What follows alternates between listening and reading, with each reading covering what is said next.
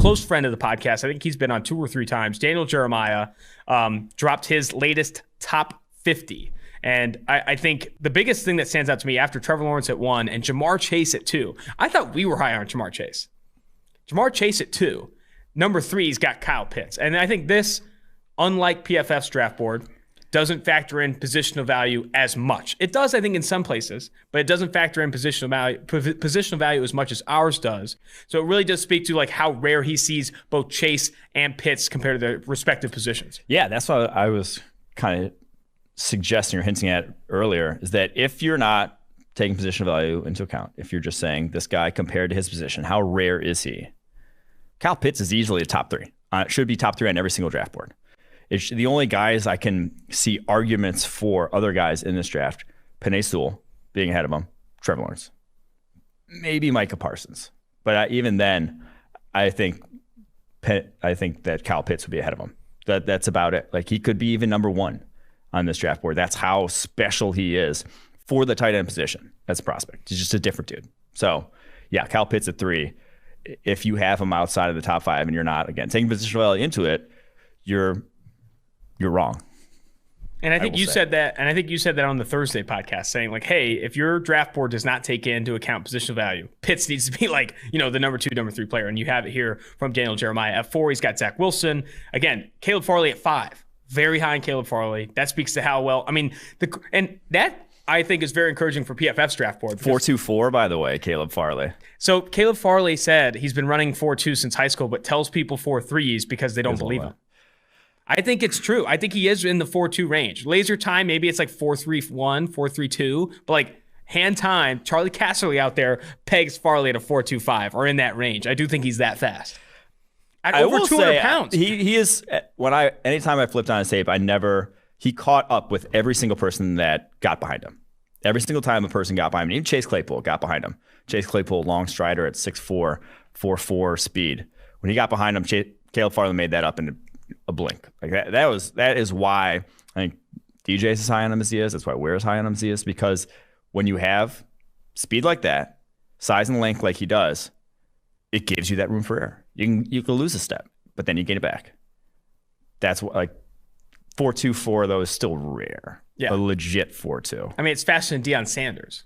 Yeah, and he's heavier than Deion. Guys who roll into the combine that, like Jeff Demps, who was a 10 flat 100-meter guy, did not run 4.24.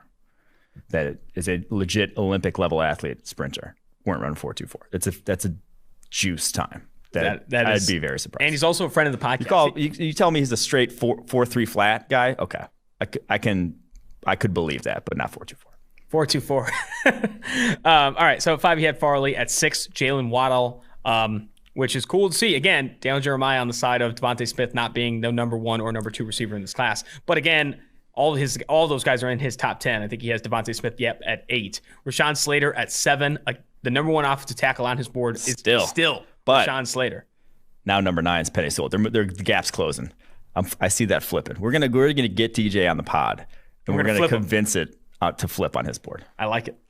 Yeah, Penei Sewell I think is right now the number 1 offensive tackle on all analyst boards except for Daniel Jeremiah. Daniel Jeremiah holding true for Rashawn Slater, a guy who, like, again, is a very, very good offensive tackle prospect, and if not, a very, very good guard prospect. I know a lot of people see him playing at an elite level at guard in the NFL. Devontae Smith at 8, Sewell at 9, Micah Parsons at 10. So Zierlein also has Slater over Sewell. Oh, really? If you click on the links on Daniel Jeremiah's top 50, you can get Zierlein's takes on these guys. I don't think they've officially all dropped yet, but he does his draft profiles every year. Yeah. Zierlein does a really good job with that. Yeah. Trey Lance of North Dakota State at 11, ahead of Justin Fields at 12. Do you think you're going to start to see more analysts have Lance over Fields? Because I've been lately seeing more people stand for Mac Jones than Lance and Fields. Like Chris Sims was saying Mac Jones is a better prospect than Tua Tagovailoa. Same with Seth Galina.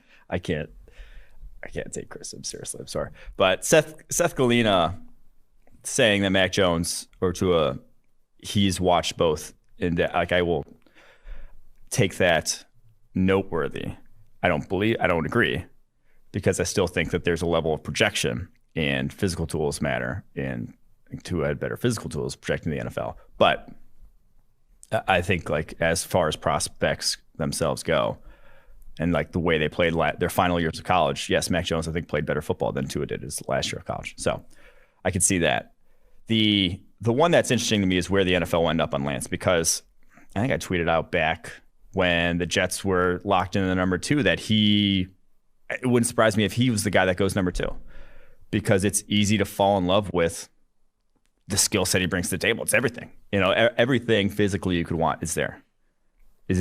What's it going to turn into? I don't know, but that's what scouting is, projecting those tools and developing. That's what coaching ends up being, is putting those physical tools into, what we saw from Josh Allen this past year, developing them in an offense. And so I think if I had to bet right now, I think there around the league, more people would be higher on Lance than they would Fields. When you were in Charleston, Anthony Tresh filled in for your spot on the Sirius radio show we do from 7 to 9 every single week. And he was standing for the idea that Mac Jones is a better prospect than Trey Lance. And his primary concern, just hear this out, is Trey Lance's accuracy. If you look at his ball location charting, according to PFF, among first-round quarterbacks or projected first-round quarterbacks for the past 3 years, it's by far the worst. It's less than 50% on throws 5+ yards downfield. What are your takeaways, or I guess your counter arguments to people who have concerns with Trey Lance's accuracy? Yeah, it's an issue. One, he threw downfield more than anyone else. Like 5 yards, the 5+ yards, whatever he was throwing, most of his throws were intermediate, probably like 12+ yards down the field. That was that offense. There were no gimme throws in that offense. He's not throwing, a ton of RPOs, a lot of stuff like that. So that's one. Two is that he has a very small sample size is the other thing. We just don't know. That's kind of the allure of him too, is 18 dropbacks a game in one season. And he was 19. That's what you got. Yeah. He's 19 years old. Yeah. It's like he is the youngest of all these top guys. That's kind of what you're buying into, is that he's not completely inaccurate. Like this isn't Christian Hackenberg we're dealing with, where he's going to have to completely change that aspect. There are quarterbacks, he would come in and be one of the least accurate quarterbacks in the NFL immediately, but we've seen quarterbacks succeed with slightly better accuracy numbers than him once he gets in. What do you think he runs? Tresh is saying 4.9, 4.8, 4.9. Is he high? What? Tresh is high. I think low 4.6s. Yeah, I would say in the 4.5s. If it's hand timed at Exos' pro day, you might run the 4.4s. Can we talk about that a little bit? I had a handful of people DM me asking, like, what is your opinion of these Exos combine numbers? Rashad Bateman runs in the 4.3s. Tylan Wallace clocks in the 4.3s. I think there was another receiver that ran the 4.3s. I think they're all. This is what I said. This is my biggest takeaway. The NFL needs to get better at collecting GPS data. And I think I saw Kevin Clark of The Ringer tweeting about this. GPS data at the collegiate level. So that way you can track game speed in miles per hour with pads on, average it, or track their top speed. Because these 40-yard dash times, as you could see more after this year, here's a take. After this year, I think you could see more receivers or more players maybe opt out of running their 40 at the combine to do it at their pro days and get these better numbers. Because what is the actual opportunity cost? I don't think teams take you off your board if you run a 4.3 something at your pro day but chose not to run at the combine. I do think that something that I talked to Mike Tannenbaum recently, former Jets and Dolphins GM. He said something that scouts always do is that they match wherever they weighed in. And if they ran a 40 that day, that's what we're matching up with. If they weighed in once and then ran a 40 later, they're almost like scrap it. It's like you have to run a 40 with the weight you weighed in at. Yeah. So I think that's another thing too. Yeah, and you take the best 40, like you take the best one you get on your watch. Though is the biggest thing, is that on the watch part, they don't care about a reported 40 time. Yeah, it has been for the entirety of scouting history. If it's not on your watch, like you're not just going to take some random. And there were NFL scouts obviously at the Exos Pro Day who were clocking it. So we'll see what the scouts, like, they have their own times for this 4.38 or whatever. I wish you could get they had better video of it that they released instead of this view that's 2 inches off the ground and you can't tell where either the finish line or the starting line is, and so you're just like, what does that even matter? Like that, what? It's just for like an Instagram show basically to have that camera angle, but sadly, I'm not one to shy we're away gonna from be an in the IG dark. show. Like, I like an Instagram show here and there, but it's just not going to be my cup of tea. Gregory Rousseau at 13 on Daniel Jeremiah's big board. Patrick Surtain at 14. Elijah Vera Tucker at 15. Trayvon Morig at 16. Daniel Jeremiah and you are getting a little bit closer. You guys are seeing the game the same way, because I don't think Lockstep that... on Morig. Huh? We're in lockstep. Lockstep with Trayvon Morig. I think he's also another guy that is going to get underrated for how smart that dude is. Very cerebral player. When I talked to him, I think that was one of the biggest, and he mentions it here, instincts in the first sentence. I do think that you see that on his tape, and when you talk to him, the guy is an absolute gamer that really studies the film. It really is crazy when going back and watching the TCU safeties. You're like, is it just like TCU scheme or something? But no, they really are kind of just, those are different dudes in the way they play the game of football. They are Gary Patterson's one of the best defensive coaches, college football history probably. But those guys, even compared to TCU safeties of the past, are just, safeties throughout college football. Those guys are special players. The fact that they were, I believe, in the same recruiting class is kind of incredible. I'm going to scroll through a little bit. Don't want to name every single player in his top 50. You can check that out at NFL.com. I think another notable, a few slots down here, is Joe Tryon, the Washington edge defender, coming up 5 spots to 27. He's the guy that, when I've talked to others that have worked out with him or former teammates, has said he is a completely different player since opting out. He has built his body completely differently to a point where he's an absolute monster. And that's the hardest thing to build, because when you are, I know you hate when I talk to people and it affects opinions or whatever, the interview stuff. But I will say this, the most recent season you played is often the one that you kind of hang your hat on when you're going into the draft and what scouts look at the most. You didn't get that with Joe Tryon. So now you're starting to look at this projection of what kind of player he's going to be. And maybe 2019 from a production standpoint wasn't great, but that wasn't going to be his last season until COVID-19 took over the world. Now you see him completely transform his body and have some of these length and athleticism traits you like. I think it's going to be very hard to project a guy like Joe Tryon, and so much that like people are just going to flock to the fact that he looks like a superhero without the cape and has all these tools. This like guys like him in this draft class are the ones that are really gonna suck to evaluate, because the last time we saw him play football, he was 20 years old. The next time we see him play football, he's gonna be 22. That is like the biggest physical difference. That's like where you really change as an athlete. Are those also as a human, like it's a lot of cognitive difference going from 20 to 22. Yeah, you try alcohol for the first time in your Exactly. life. Everyone does, but no, I'm kidding. That is a big step that we're going to miss out on in his development. And so you're just going based off of physically what you think he can do. And he has reps physically where, like, that's the reason people are hiring him, is because he can do things physically that a guy like even Rashad Weaver can't. Rashad Weaver, very talented, graded out extremely well. He's not going to stack Penei Sewell in the run game the way Joe Tryon did in some reps. Yeah. Just can't. Like, they don't have that level of explosion. Tryon does. And I think this is a good segue, too, to another comment that Mike Tannenbaum made with Tresh and I on the Sirius show, and that a lot of teams, he said, are going to value 2022 picks more than 2021 because there's just going to be more information on the players you're drafting the following season when you have less opt-outs in those things. And it's going to be guys like Tryon that people are scared of picking and would rather say, hey, he's a value on our board right now. Maybe we trade back a little bit, or maybe we trade for a future pick to get out of the situation where it's even a bigger lottery ticket than it was in previous years. It is, you're banking on a guy that you haven't seen play. Same with Trey Lance too. Like, Trey Lance is another example of a guy that you've seen one game from him in the last 16 months. And the last time you saw him play, he was averaging 18.3 dropbacks a game at 19 years old. Trading for future picks where you'll most likely have more information is something that Tannenbaum said more things would happen, or more teams are going to. Moving forward here, Levi Muzurike at 28, Nick Bolton at 29. Something to highlight here is the Kentucky guys. Jamine Davis, if you scroll a little bit past here. Before we get to Jamine Davis, 31. I want to keep talking about this kid. We've talked about him a handful of times lately. Greg Newsome. Up 9 spots on his board, and the more you turn on that tape, dude, the more games you watch, he has got some special hip fluidity, some special movement skills and the length that I think teams are really going to buy into. Yeah. The biggest thing with him was the role was just so limited. They are spot drop cover 3 at Northwestern.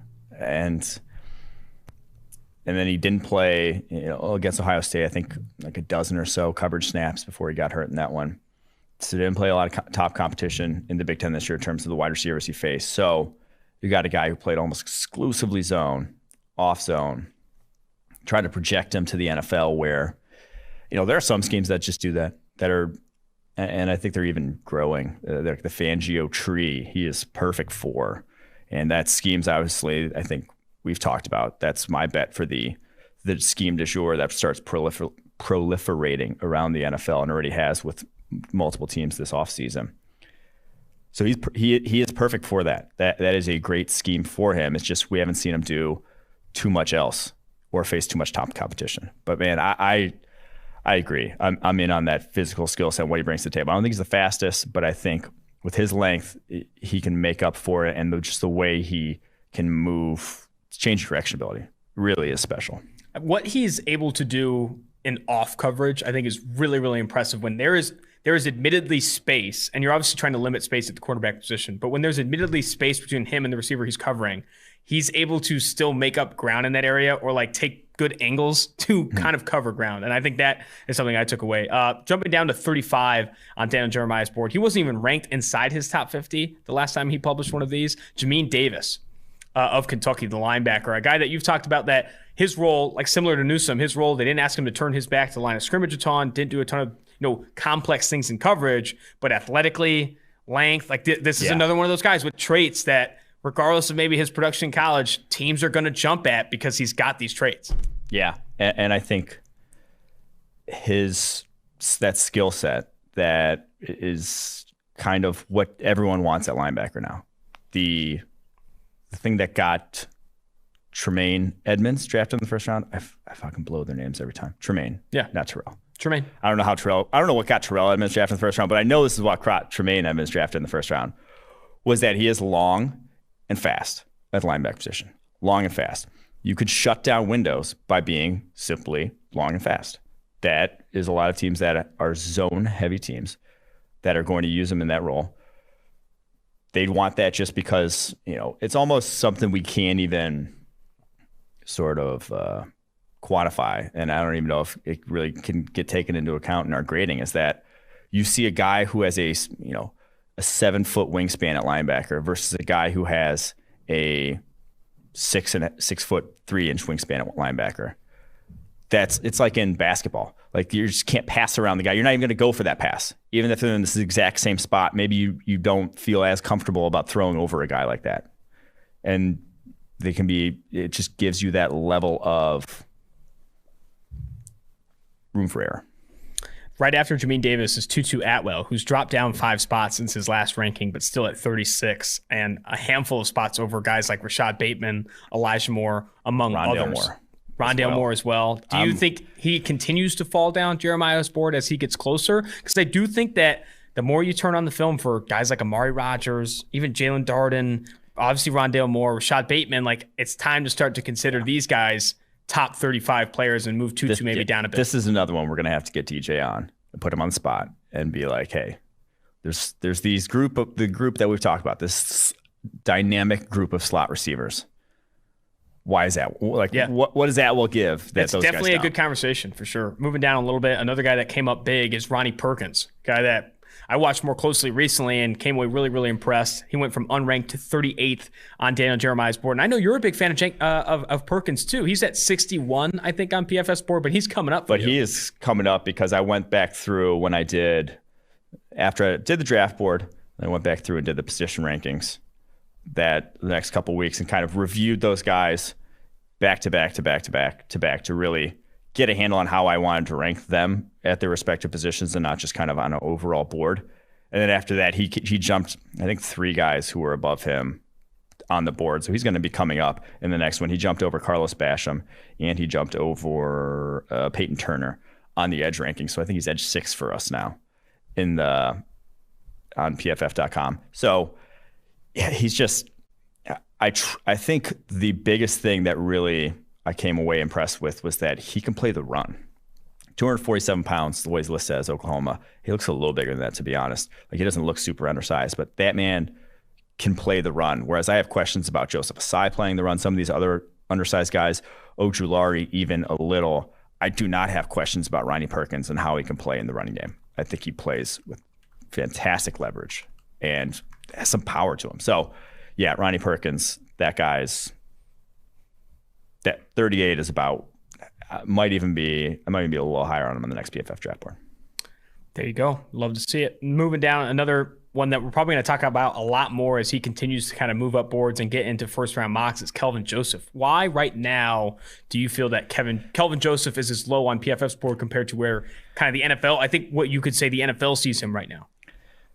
He's so up and down. And again, 1 year of tape. Obviously, he has freshman year at LSU, but then transfers Saudi year, this past year, redshirt sophomore, opts out, doesn't even play the full season. I don't think he's terribly fast. Like, he has good movement skills. Him and Greg Newsome both have kind of that level of change direction ability, but he doesn't key nearly as quickly, in my opinion, as Joseph does. Or excuse me, as Newsome does. He's just not near that level of polish that you saw in his game.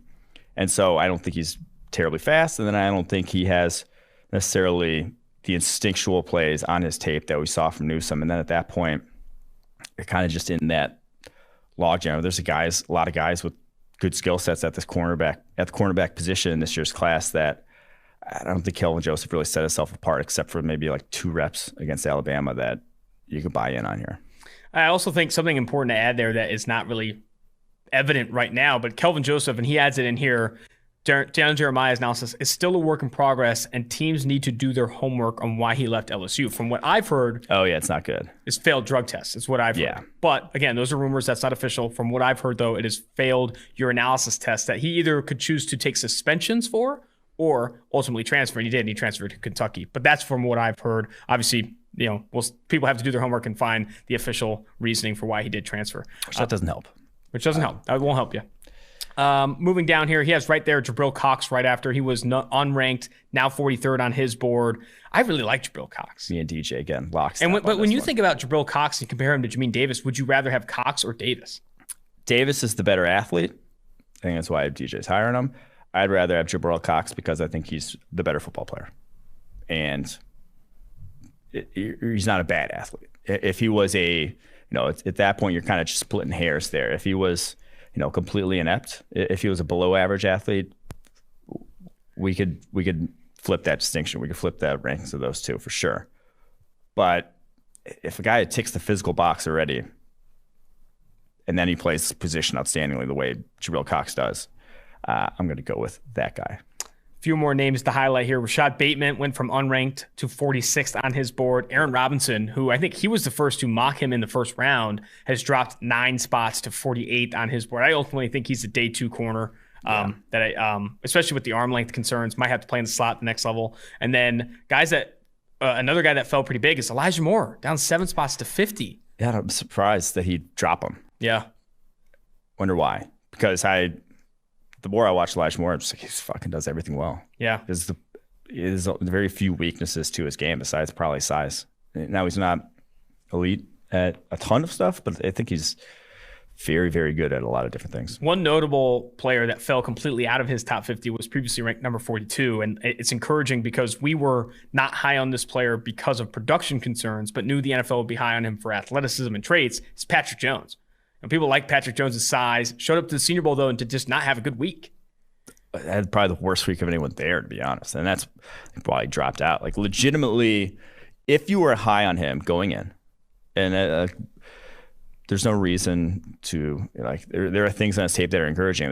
I could see there are things to like about him projecting the NFL that you would like going in. But that is a guy who legitimately dropped his stock over the week of practice. You should, if you are any evaluator that went back to watch that week, you should not dig your heels in and say, no, I still believe in Patrick Jones as this first round-ish caliber player. You should go back and reevaluate if that's what you still believe in. Because one, he didn't even have super long arms. He had 32-inch arms, which is actually on the very short end for the edge position. And then two, he had the lowest win rate in the one-on-ones of anyone there. Those are legitimate concerns. We're going to transition now to look at expected draft position according to, I think his name is Brian Robinson. Let me find his handle before I Grinding the Mocks. Grinding the Mocks is, I know, the site, and I'm not trying to butcher it. Not Grinder the Mocks. Grinding the Mocks. The guy behind the site, though, is Benjamin Robinson. Benjamin Robinson, grindingthemocks.com. He right now is working with expert fans and evaluators and projector mock drafts to kind of formulate an expected draft position considering these mock drafts. And we're going to look at expected draft position for some of these versus where our guys go. But ADP, it's like fantasy football. Yeah, it's kind of like average draft position. But before we do so, I have to break some news. Oh, no. J.J. Watt right now has officially signed a 2-year deal, $31 million deal with the Arizona Cardinals. Oh, fuck. Reuniting with DeAndre Hopkins. Initial reactions of that deal. You really wanted a ring, I see. No. Why? Like that's, you just, okay. I don't think Arizona's going to win it all next year. Sorry. I am very surprised. I thought he was going to be in the ring chasing sort of group. Now, Cardinals should make the playoffs next year, but they are losing a lot if they lose Patrick Peterson and just need a lot defensively. So, yeah, I'm surprised to say the least. I think a lot of this is wanting to play with DeAndre Hopkins again. I also think a lot of it's West Coast weather, baby. Arizona, though it gets really hot, is a lot nicer than some of those other places that we're calling Cleveland, Buffalo, Green Bay. I'm obviously that's too much, but if you're ring chasing, you're going to Green Bay or Buffalo. Full stop. Yeah. If you're looking to best make a ring, maybe this was an offer thing because he did get one of the those teams were all the final 8 last year, so that would have made sense. This Cardinals did not make the playoffs. Maybe they were willing to pay the most, $15.5 million. Yeah, that's what it seems like. Which good move for the Cardinals. This is you pair him up. I wonder what they're going to do now with Chandler Jones because he's owed that big cap hit that we talked about. Yeah. I wonder if they either try to extend him for another year and push it in the future, or it'd be weird though if they just cut Chandler Jones to sign J.J. Watt. I don't foresee that being the case here though. All right, let's look now at Benjamin Robinson's expected draft position versus PFF's big board rank here. And you can check this out on grindingthemocks.com. 5 guys we are higher on more than the consensus expected draft position. Nick Bolton of Missouri, Rondale Moore, wide receiver, Purdue, Oklahoma State offensive tackle Tevin Jenkins, which I think is a surprising one. I did not expect us to be ahead on Tevin Jenkins. Then you also have Jason Ohway of Penn State and then Rashad Bateman of Minnesota. Those 5 guys. You hit a nice O there for the Minnesota. From Minnesota. Of those guys, I think the one that I want to talk about the most is the Tevin Jenkins one because he is not necessarily one of those guys where PFF's normally higher on them, where the production's crazy and he's some grading profiles outstanding. It's just he's a really good football player, and I do think that we're big on him for what he can do at right tackle. Yeah, the production is pretty damn good though. So he had an 85.7 grade in 2019, 92.0 this past year. Oh, that's right. He was very good. Yeah. And physically is strong as hell. He beat the shit out of Joseph Ossai in that Texas game. That's the reason I am not touching Joseph Ossai in the first or second round. He just in the NFL when Joseph Ossai faced NFL caliber strength, he got thrown around, which is worrisome, obviously. So Tevin Jenkins, he's not perfect. His tape's not perfect by any means. And some teams are probably going to, call him a guard, classic right tackle, put him at guard. He doesn't have the foot speed. He doesn't have the quickness that some of these other guys have. And I do think when the NFL is looking at traits for offensive linemen, it's quickness, it's explosiveness, and he's just a strong dude with really, I guess, really good production. I misspoke there. Yeah, and I think he uses his hands exceptionally well. I think that's a quality tackle in the NFL. 44. It's not, so he's 26 on our board, 44 average draft position. So the other one I want to talk about is Jason Ohway. Jason Ohway at 20th on PFF's big board, 36th in expected draft position. This guy doesn't have good production. We just love his athleticism. And I think people are scared of the no sacks thing. But he does have good production for a PFF grade. Yeah. Good enough. So people are scared no sacks thing. He had an 81.8 pass rushing grade in 2019. He had an 80.3 this past season with more of a full-time role. In 2019, obviously, he was a part-time player behind Shaka Toney and Yetur Gross-Matos. This past season, finally a starter, only a handful of games, but still, like I said, 80.3 pass rushing grade. You compare that to someone like Gregory Rousseau, who's lauded for his production, 16 sacks. He only had 80.7 pass rushing grade.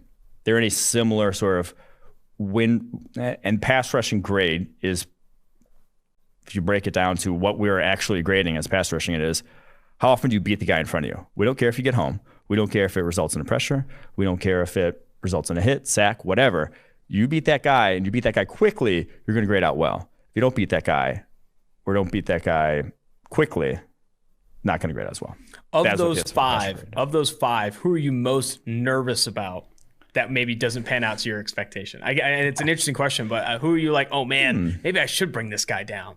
I truly believe in Ohway. That guy, in my opinion, has the freakiest physical skill set of this freaky edge class. That's just and that's explosiveness, speed. It's just the combination is there. I just think he was late to the game of football and is still kind of catching up. And that's what you see on his tape. And the things that the biggest thing that I buy in is the difference between his 2019 tape and his 2020 tape against the run. That's why he couldn't see the field. That's why he wasn't an every down starter in 2019, is because he was a bit of a liability against the run. He did not play with good leverage. He did not sink and fire. He did not attack blocks the way you would like to see a defensive end attack blocks. And so he got just crushed off the ball at times. That was not the case this past year. His run defense grade exploded this past season. I think 87.3 or something, 89.7, excuse me, after a 59.5 last year. That improvement, seeing that he can put that together, makes me believe that there's more that he could put other things together about his game. And he has a number of pass rushing moves. They're just not, he's capable, just not necessarily refined. So that's Ohway I truly believe in. The one that scares me is Rondale Moore, because the usage was so not good. Yeah. It was so shit for projecting what you'd like to see him do in the NFL. If you're going to draft him, who's 21st on our board, 39th on the average draft position. That usage is just unlike anything you'll see for his role. And if that is his role in the NFL, he's not a full-time player. You are a part-time bit player. Yeah. If that's your entire role. So if his role doesn't significantly change in the NFL, there's no way. If you're a team drafting and if you are taking Rondale Moore, don't foresee putting him in a more consistent starter role, then you're not going to put him in the first round. Yeah, then you can just go sign Tavon Austin if you want. So that's the one that scares me the most. But I still, like I said, I still believe. Obviously, I'm not fucking moving him, because when you did see him on some reps, the 2019 tape is if I go back and watch and say, why is he 21st on the draft boards? Because of the 2019 tape. What he did in those 4 games, 2019, it was like 3 and maybe some change before he got hurt, was the closest thing to what his role could be at the NFL level that really sold me. All right, the opposite side of this, so guys that we were much lower on compared to Grinding the Mock's expected draft position. Joe Tryon, 38 spots lower than where the expected is. Jalen Mayfield of Michigan, the offensive tackle guard prospect. Najee Harris, which is never going to be surprising. Like, running backs were never going to have as high as expected draft position. Davion Nixon of Iowa, the defensive tackle that I think early in the offseason was consistently mocked in the first round, but has fallen quite a bit of late. And then Joseph Asai, who we just mentioned, got his ass kicked by Tevin Jenkins in a game, and that's a big reason why he's down on our board. Yeah. Of those 5, I do think that the hardest one to really predict and the hardest one to really get to know if we're far on is the Tryon pick. Yeah, I just don't know. We don't know if Tryon is going to be this completely different player and this projectable athlete the next level. And so the biggest thing with Tryon and why I'm 86 versus 48, and he is another guy who qualifies as kind of a freak athlete, has the tools that you necessarily want. He's stiff though. He is legitimately not going to be an edge bender. And I worry about guys like that don't have that aspect to their game, because if you can't win to the edge, and you rarely saw him win to the edge in college, it was bull rushes and a lot of inside moves. You can't win to the edge in the NFL, tackles just will sit on you and will just short set you and just make you try to go off the edge. Like I think it's the reason why Jadeveon Clowney, for as freakish as he is, and he's a much freakier athlete than Joe Tryon, never put it all together in the NFL and lived up to the supposed number 1 overall pick hype. And when he did, it was on the inside. And when he did really have his most production, it was when he was being moved around and on the inside. It's because he couldn't win the edge against offensive tackles. And so any good tackle would shut him out. So that's, to me, is the worry and why I'd be lower on Tryon. I will say this before you move on. When I was talking to Alex Highsmith last year, the Charlotte edge defender that's now, I think, projected to start for the Pittsburgh Steelers if Bud Dupree does move on, he was saying that his position coach that really took his game to the next level always said, you have burst, explosiveness, get off to win. You have bend to finish. And I do think that bending the edge and trying to turn the corner is so important when you're actually trying to positively effect on the, have a positive, I guess negative effect on the quarterback when you're actually trying to formulate that pressure. Because as explosive as you can be, you're just going to get ridden upfield and you're not going to get by. Yeah. So the Najee Harris one, running back value, whatever. We're not going to quibble too much over that one. The interesting one to me here is Jalen Mayfield, that just never pass protected in college at a super high level. Even this past year, was 75.5 in 2 games against Minnesota and Michigan State with edge defenders that would not qualify as, allowed 2 total pressures over those 2 games that I would not qualify as anything spectacular. 27 pressures back in 2019. And he's not to the level of, this is like legitimate pass protection concerns with his hands and that sort of thing. So that one's why we're lower on him than, I just think there's more finished products in this tackle class for sure. Of these 5, who are you most likely to move up between now and the final big board update? Ooh, move up. That's an interesting one. I don't know. I need to have a discussion about running back value and where should a guy like Najee Harris, who you feel really good about his skill set, what he can do. Where do you value that with the analytics guys?